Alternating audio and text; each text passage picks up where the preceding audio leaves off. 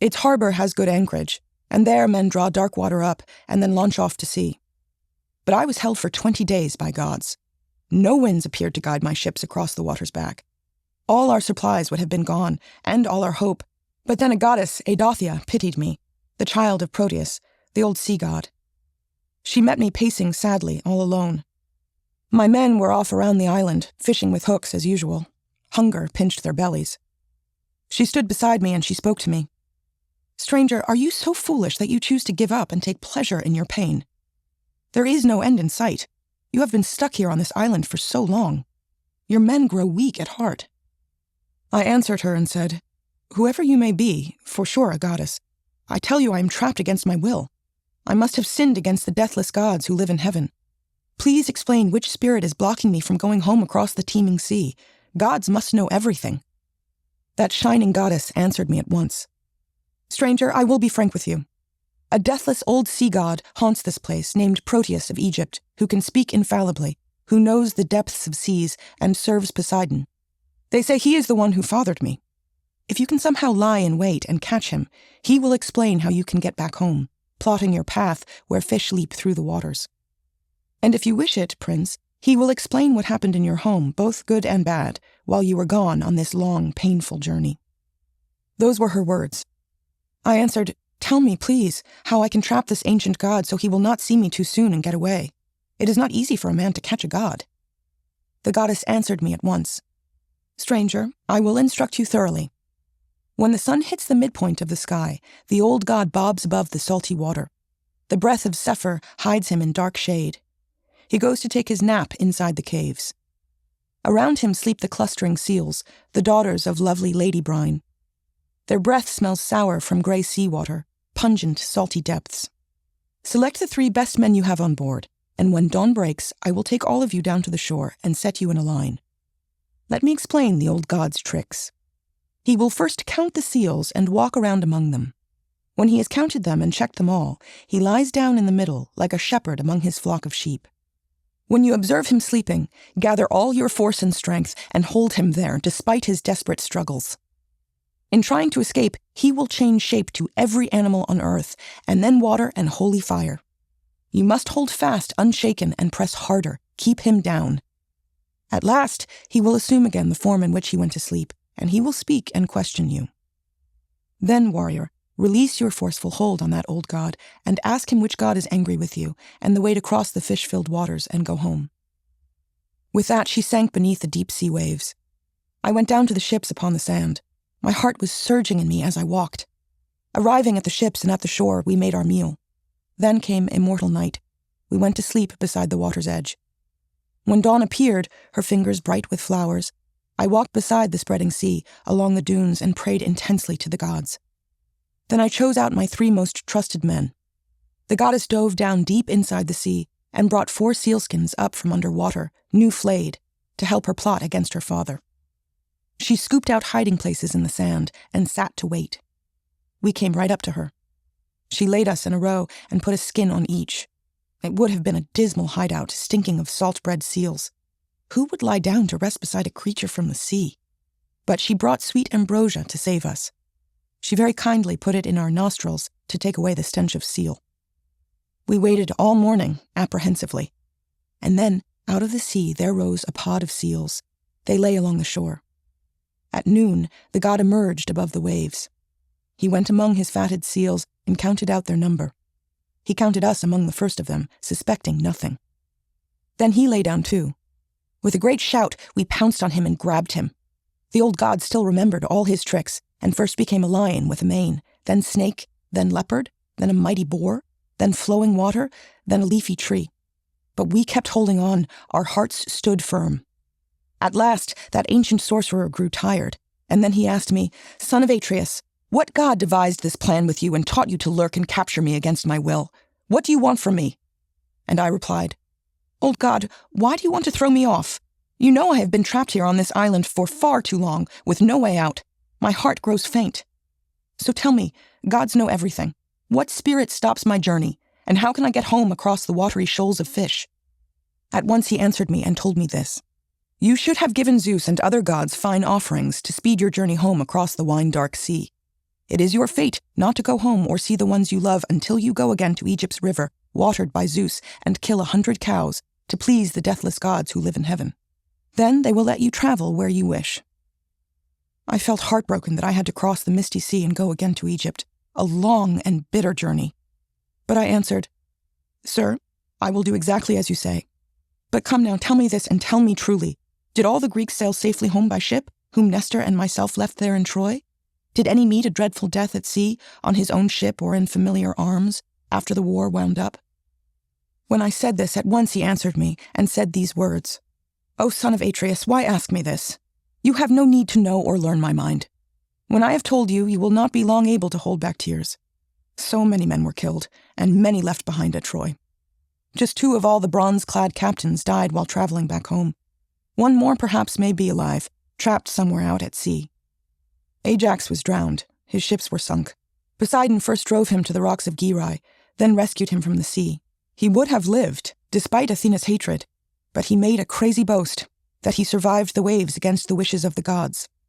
Poseidon heard his rash words. At once he seized his trident in mighty hands and hit the Giran rock. 1 half remained, the other, on which Ajax sat as he boasted, cracked right off and fell into the sea and carried him deep down. The boundless waves washed over him. He drank the salty brine and died. But Agamemnon survived. The goddess Hera saved his fleet. When he had almost reached the craggy mountain of Malia, a gust of wind took hold and bore him over waves where fish were jumping, across the rumbling depths to where all farms were finished, where Thyestes used to live, and now his son, Aegisthus. After that, the route was clear. The gods made all winds fair. Then joyfully, he stepped foot in his country and touched and kissed the earth of his dear home. He wept hot floods of tears from happiness. But from the lookout post, the watchman saw him. Scheming Aegisthus paid that man 2 talents of gold to watch all year, so Agamemnon could not slip past unseen or summon up his will to fight. The spy rushed off to tell the king. Aegisthus formed a plan at once. He chose the 20 best men in the land to lurk in ambush, and he told the house slaves to cook a feast. He rode out on his carriage and summoned Agamemnon, who suspected nothing.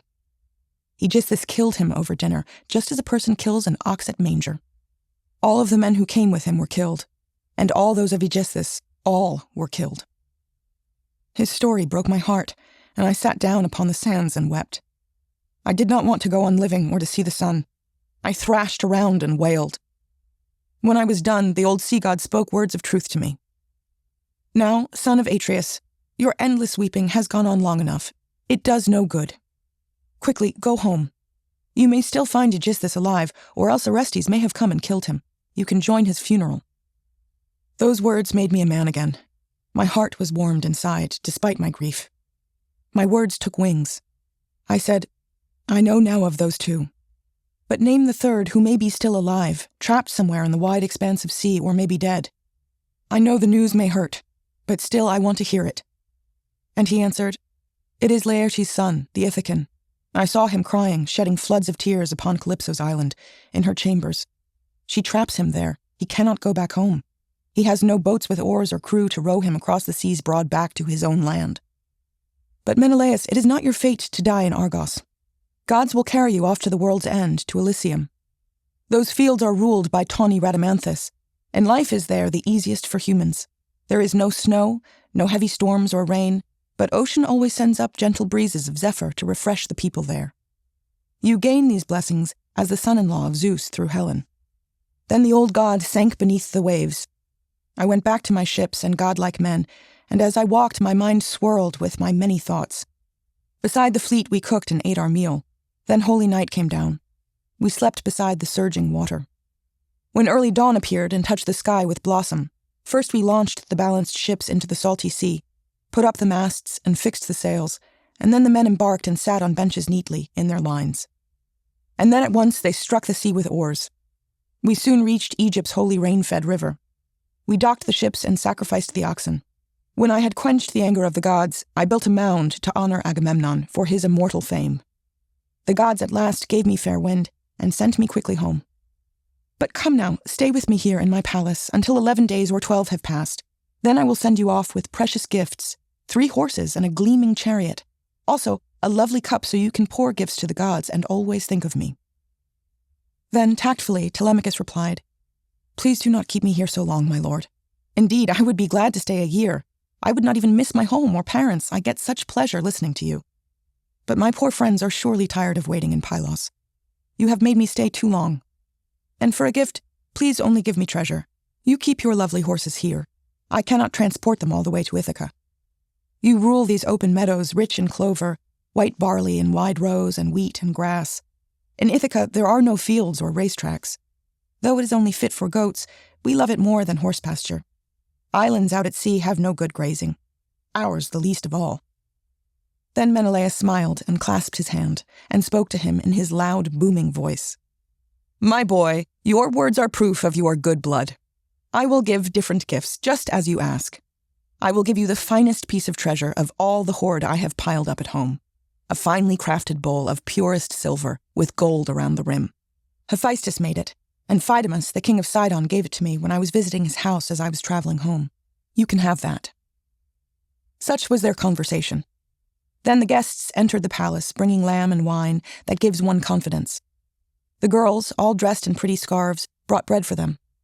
So went the feasting in the house of Menelaus. Meanwhile, outside Odysseus's house, the suitors were as arrogant as usual, enjoying throwing discuses and spears out on the playing field. The two chief suitors were sitting there, Antinous and godlike Eurymachus. Just then Noemon, son of Phronius, approached and asked a question. "So do we know, Antinous or not, whether Telemachus is coming back from sandy Pylos? He left with my ship. I need it to cross over to the fields of Elis, where I have 12 mares with mules suckling their teats and not yet broken in. I want to take and train one." They were all astonished, since they had not thought the boy was gone to Pylos, but somewhere near, out with the sheep or pigs. Antinous said, "Tell me true, when did he go? And who went with him? Did he choose some Ithacans or slaves and laborers? It could be either. And tell me also, did he steal the ship from you by force, or did you give it to him freely because he asked?" Noemon, son of Phronius, replied, "I gave it freely. What could I do when someone so upset was asking me, a noble boy like that? It would have been ungracious to refuse. The young men who were with him were high class, the best in town except ourselves. I saw Mentor embark as captain, or perhaps not Mentor, but a god who looked like him. This puzzles me that yesterday at dawn I saw great Mentor here, though he had gone to Pylos in the ship." With that, Noemon departed for his father's house. Those leaders were furious. At once they made the suitors stop playing games and sit. Antinous spoke up with eyes bright as fire, his mind darkened with anger. "Damn! That stuck-up boy succeeded in his stupid trip. We thought he would not manage it. Telemachus has launched a ship and picked an ideal crew, despite us all. This is the start of worse. May Zeus destroy his strength before he reaches manhood. Give me a ship and 20 men, so I may watch and catch him in the strait in between Ithaca and craggy Sami. A sad end to this journey for his father." All of them praised his words, endorsed his plan, and went inside Odysseus's palace. Penelope was soon aware of all the suitors' secret plots. The houseboy Medon told her, since he had been outside the courtyard, and he had heard the plans they were devising. He rushed to tell her. As he stepped inside across the threshold, she came up and asked him, "Well, boy, why have those lordly suitors sent you? To tell godlike Odysseus's girls to stop their work and make a feast for them? I hope this is their final meal. I hope they never gather elsewhere to go courting. You suitors who come crowding here are wasting Telemachus's wealth. When you were younger, you never paid attention to your fathers who told you of Odysseus's greatness. He never spoke or acted without justice among the people. Lords are mostly biased. They favor one person and hate another. But he did not. He did no wrong at all. Now your wicked deeds and plans are clear. No gratitude for favors from the past." Then knowledgeable Medon answered her, "My queen, I wish this were the worst of it. Now they are plotting even greater ruin. May Zeus ensure it never come to pass. The suitors want to kill Telemachus with sharp bronze weapons on his journey home.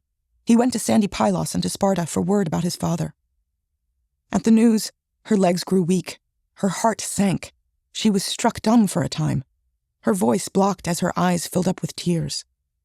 At last she answered him, "But why did my son go away? There was no need to go on those swift ships that gallop like horses over miles of salty water. Did he intend to lose his name as well and be unknown?" And Medon said, "Perhaps some god or his own heart nudged him to go to Pylos to find out about his father, if he will come back home or if he has already met his fate." With that, he left her. Grief wrapped around her, eating at her heart. The house was full of chairs, but she could not bear to sit upright. In her bedroom doorway, collapsing on the floor, she wept and cried. Around her, all her women, young and old, were whimpering. Voice thick with tears, she sobbed. "Friends, listen. Zeus has cursed me more than all the women in my family. Already I lost my noble, lion-hearted husband, most talented and brave of all the Greeks, whose fame is spread through Greece. And now the winds have taken my dear son, and no one told me that he was setting out. Shame on you all. You knew that he was leaving in that ship.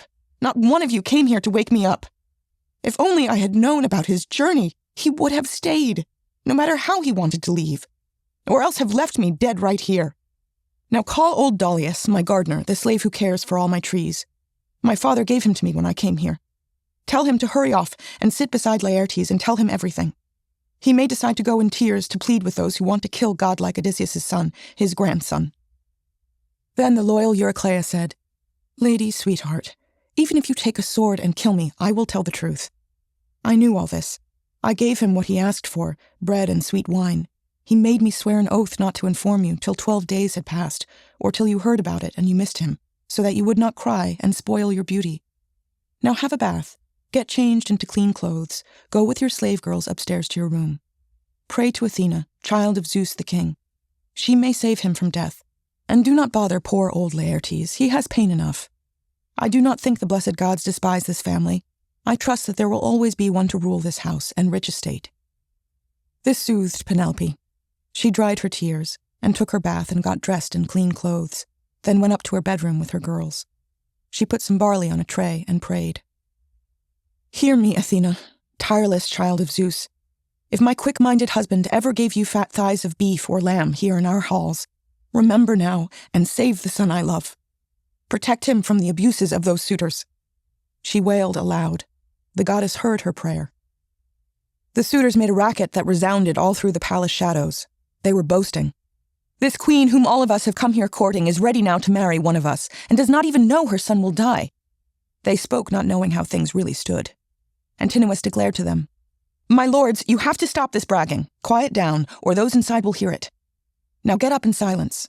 We must go and follow through the plan we all agreed on in our hearts."